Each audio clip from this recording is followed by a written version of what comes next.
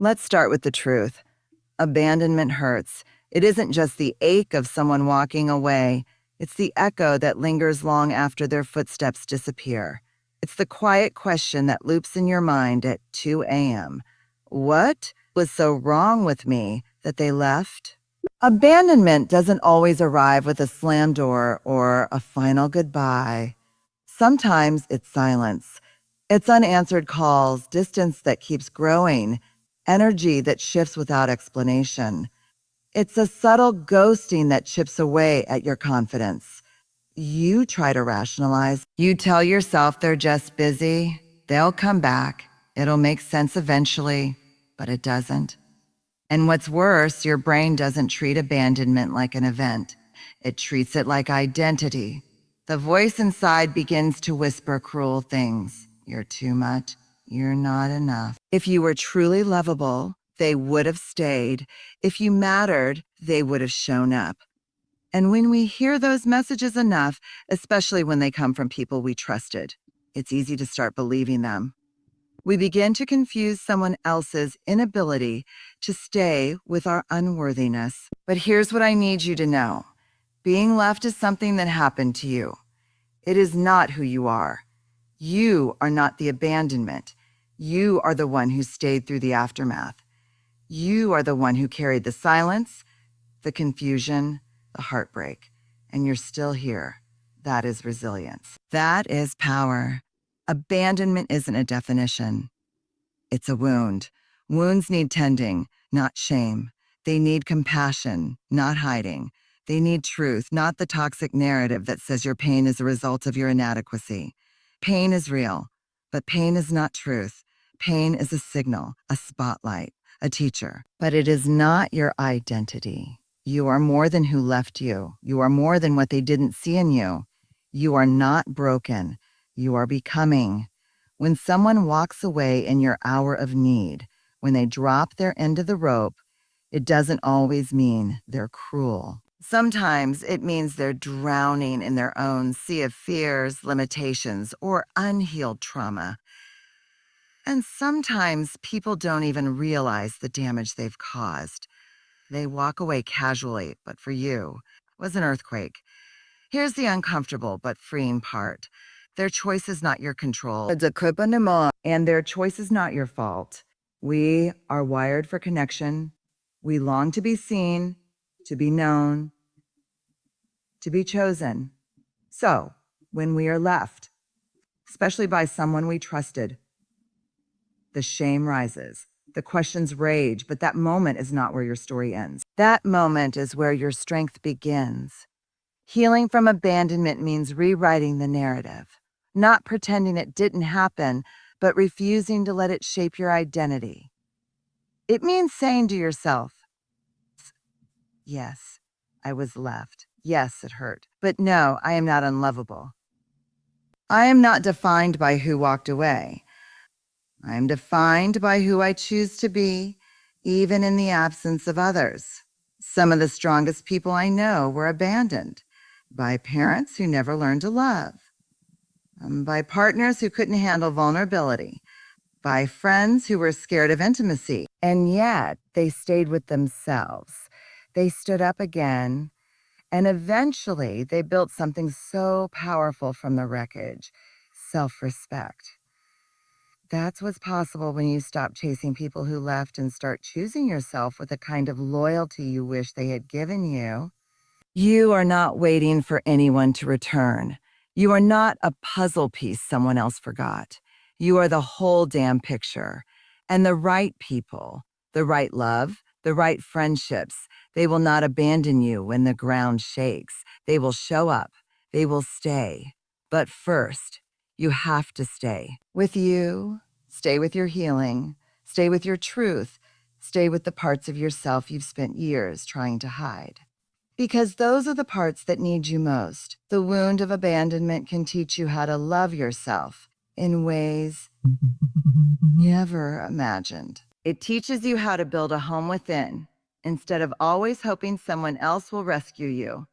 It teaches you that the only approval that truly matters is your own. And when you start showing up for yourself with the kind of consistency, compassion, and care you crave from them, you become unstoppable. You start seeing clearly. You begin to realize that sometimes people leave not because you're lacking, but because they're not ready to meet someone as real as you. And that's not a loss. That's protection. You are not behind in life just because someone didn't stay. You're not starting over. You're starting true. You are not your abandonment. You are your healing. You are your courage. You are your comeback story in motion. And one day, not too far from now, you will look back on this wound not as the thing that broke you, but as the very place where you learned how to rebuild from your own love. You will stop asking why they left. And you'll start celebrating that you stayed. Because staying with yourself, especially when it feels like no one else will, is the greatest act of courage a human can commit. That's who you are. Not abandoned. Not broken. Not forgotten. You are still here. And that means your story is still being written. And it's going to be a good one.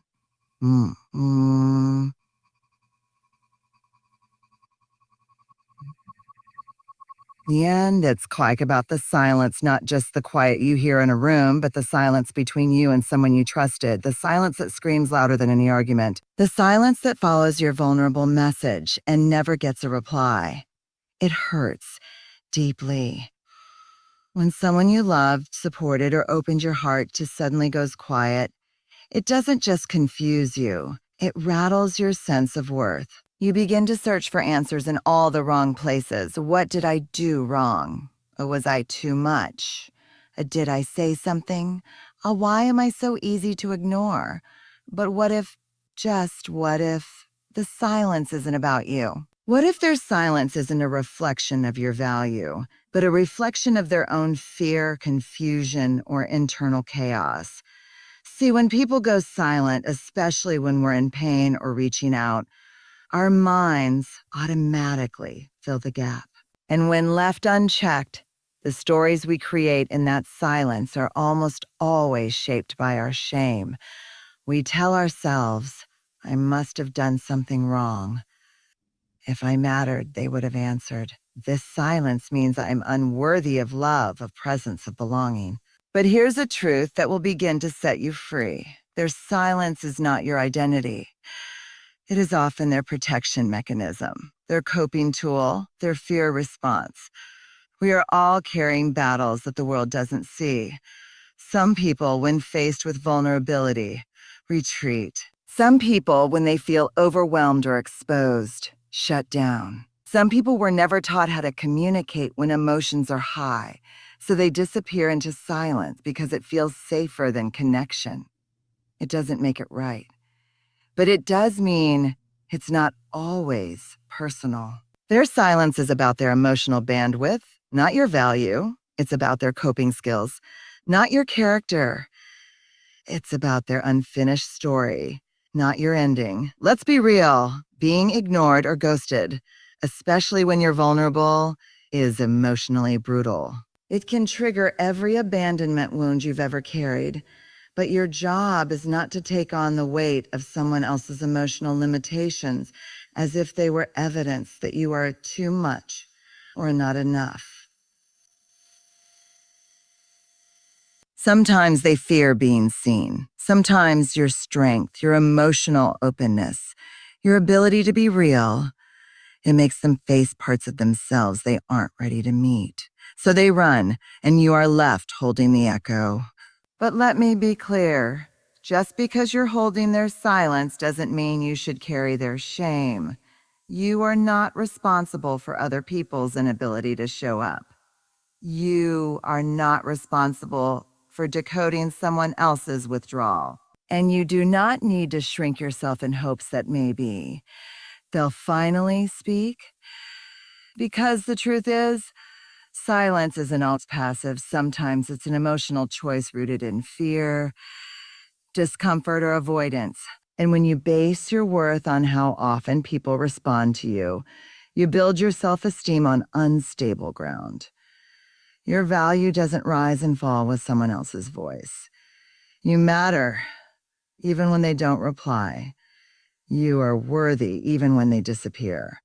You are lovable, even in their absence. And here's another layer of truth. People cannot give what they don't have. If someone hasn't learned to face their emotions, they won't know how to hold yours. If someone has built a life on avoiding vulnerability, they won't be able to meet you in your raw honesty. If someone has never healed their own wounds, your presence may feel like a mirror they don't want to look into. That has nothing to do with your worth. That has everything to do with their journey. We have to stop making silence mean something about who we are. Silence might mean confusion. Silence might mean fear. Silence might mean they simply don't have the tools to sit in discomfort. Silence never means you're unlovable. Silence never means you don't matter. Silence never means your feelings are invalid. Your heart was brave enough to speak. That's something. That's strength. Don't punish yourself for being emotionally courageous just because someone else wasn't ready to meet you there. And please hear this, just because they were silent doesn't mean no one will speak to your heart. There are people out there, real, whole, grounded people who know how to respond, who won't disappear when things get hard, who won't run when you reveal your truth, who will say, I may not have all the answers, but I'm here. Those people exist. But you'll only find them when you stop chasing silence. When you stop asking noise from people who've chosen to whisper or vanish. Instead, turn toward yourself. Ask yourself, can I give me what they couldn't? Can I respond to my own pain with presence? Can I sit with my disappointment and remind myself, this does not define me? Because when you begin to show up for yourself the way you wish they had, everything starts to shift. The silence loses its power. The story loses its sting. And you begin to reclaim the narrative. You stop being the one who was ignored, and you become the one who learned how to listen inward. You become your own safe place, your own loud, brave, honest voice. So the next time someone goes silent, don't spiral, don't assume, don't shrink, pause, breathe. And remember, this silence is not a mirror of my worth. This is not about me being too much. This is about them, their fears, their emotional bandwidth. And I don't need to carry what they weren't able to hold. You are worthy of people who show up. Even when it's hard, you're allowed to feel disappointed by silence. But you are no longer defined by it. You are defined by the way you choose to speak love, truth, and compassion to yourself, even when all you hear from others is nothing at all. Let's be honest, part of you is still waiting for a text, waiting for closure, waiting for them to come back, to say the words you needed all along. I'm sorry I hurt you. You didn't deserve that. You mattered more than I showed. That wait can feel endless. It can freeze your life in place. You pause your healing because part of you is convinced that your peace can't begin until they admit they were wrong. You feel like you're standing in the wreckage, and the only thing that could possibly make it better is if they came back and helped clean it up. But here's what I want to say gently, and clearly, and with as much love as truth. Your healing cannot be held hostage by someone else's courage. Your freedom does not depend on their apology. And your peace is not waiting on their return. It's a hard truth because you deserved better. You deserved words, explanations, accountability, effort, but what you deserved and what you received were not the same.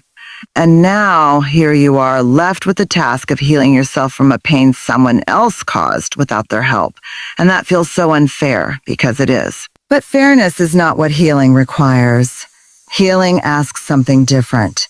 It asks for ownership, not of their behavior, but of your power to move forward without it. Some people never apologize, not because you didn't matter, but because they can't face what they did.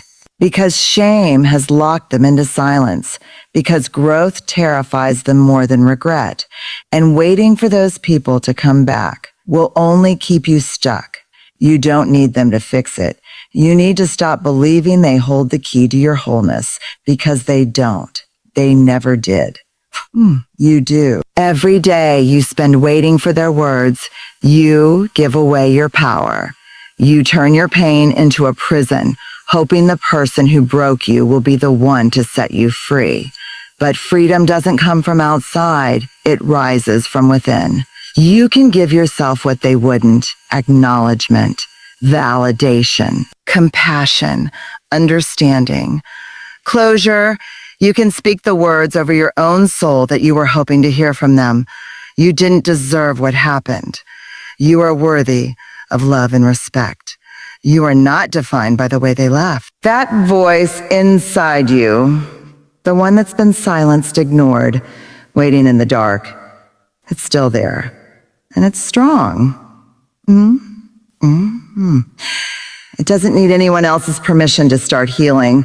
Sometimes the apology you're craving is the one you need to give yourself. Not because you did anything wrong, but because you've been blaming yourself for their absence.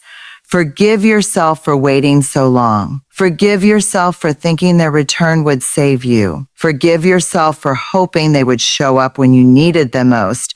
And then let that go. You don't have to hate them to heal.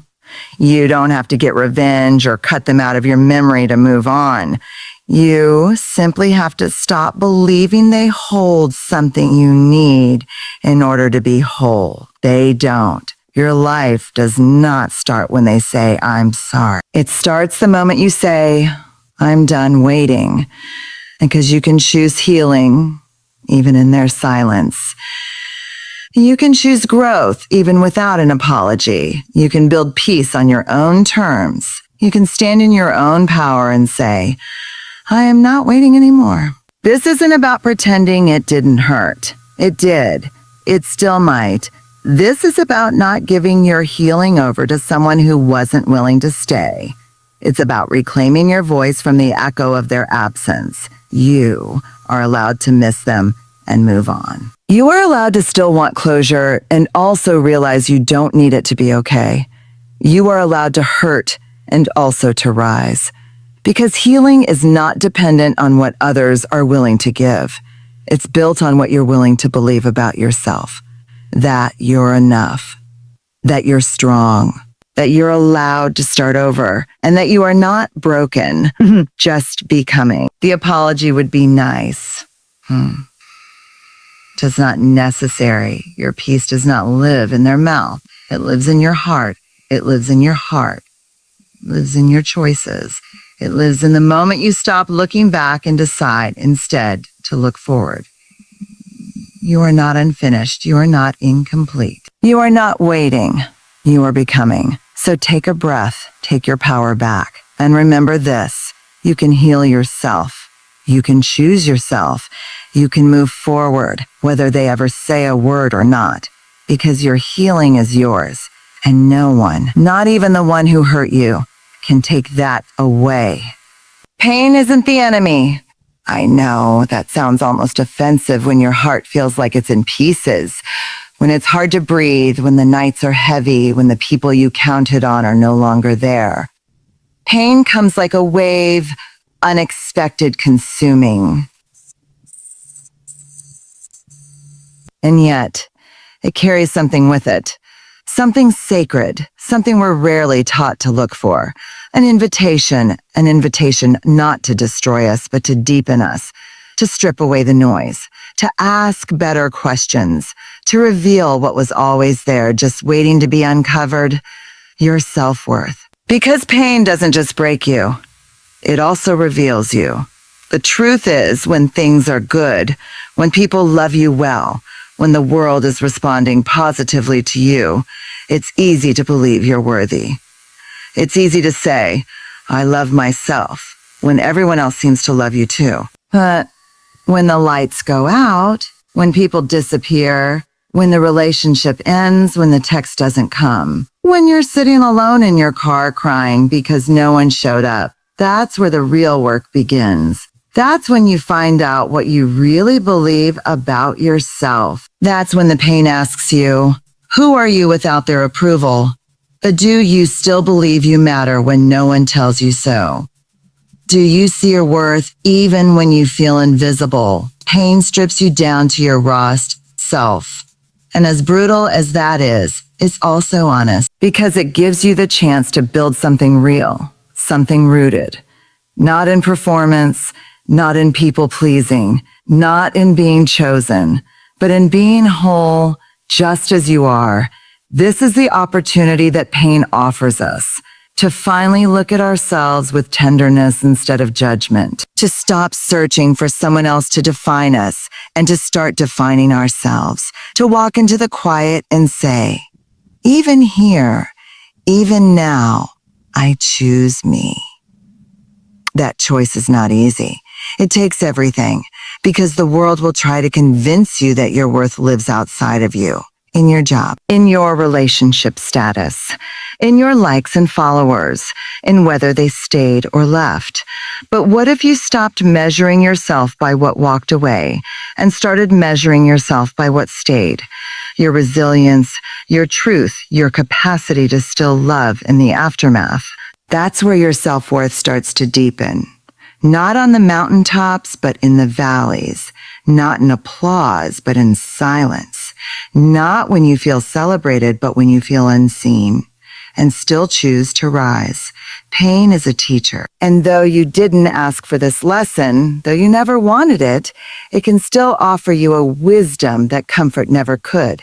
Because when you sit with your pain, when you stop running, numbing, deflecting, you hear something powerful, your own voice, the one you've been drowning out trying to keep everything together, the one that knows what you really deserve, the one that whispers, even through the tears, you are still enough. Not because someone stayed, not because someone said the right words, but because you are breathing, because you are healing. Because you are still here. That voice, your voice, is the root of self-worth. It's not loud at first, but it's honest. And once you start listening to it, something changes. You stop begging for crumbs. You stop accepting half love. You stop explaining your worth to people who were never ready to hold it. You begin to move differently. You begin to expect more because you know you deserve more. Not in arrogance, not in pride, but in truth, because you've seen yourself in the dark, you've met your pain, and instead of running from it, you held it, you let it speak. And what you discovered was this. The pain didn't mean you were broken. It meant you were ready to rise, not as who you were, but as who you really are. Your self-worth is not something you earn. It's something you remember. Pain simply pulls back the layers to remind you. So the next time pain comes, don't ask, "Oh, why me?" Ask what part of me is ready to be seen. Ask what belief about myself needs to be written. Ask what truth am I ready to finally accept. Because pain, as cruel as it feels, often carries the seed of transformation. It will not comfort you. It will not flatter you, but it will tell you the truth. And that truth, however raw, is where your self-worth deepens. You are not your heartbreak. You are not your rejection. You are not your disappointment. You are the one who lived through it. And that makes you someone powerful, someone tender, someone whole. So no, pain is not the enemy. It is the doorway to healing, to awareness, to the most important relationship of your life, the one you have with yourself. Walk through it, face it, listen to it. And on the other side, you'll find the most beautiful truth of all. You were always worthy. You just needed to remember.